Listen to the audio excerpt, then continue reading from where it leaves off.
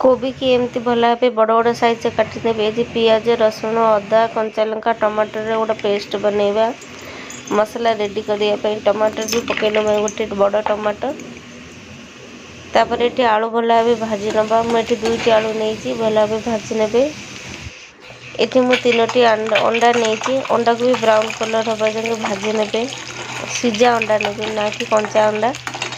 अंडा भाजी सारा पर से तेजपत्र जीरा जीरा टिके दालचीनी गुजराती बर्तमान जीरा लंका दालचीनी गुजराती तेजपत्र सब मु पकई सारापर कटा होता पियाज भी पकई नौ बाटिकी रखि मसला पेस्ट भी पकई अदा रसुण पेस्ट भी पकई नौ।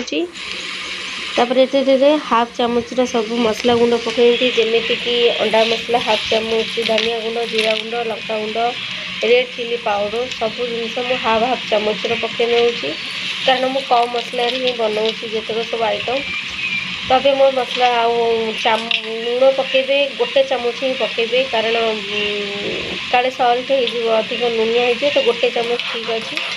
तो बर्तमान मसला कषला भितर आलू कोबी भल भाव कषिले जाइए कषि था रेड कलर हवा जाइए तो कषिगला परिया पकई नवा। परिया को भल भाव कोबी आलू को भल भाव कषिया रख कारण टिके कंचा मसला थिला मुझे पकई जेहेतु कोबी आलू कषिबार था तो कषिला भितर आम कोबी आलू को टिके सीझी जाए तो कषिबाटा हूँ मेन। तो भल भाव कोबी आलू को भल भाव कषुथ जेहेतु मु गोटे हाथ में वीडियो बनाऊँगी गोटे हाथ में रोषे करुँची मो कैमरा हलचल हो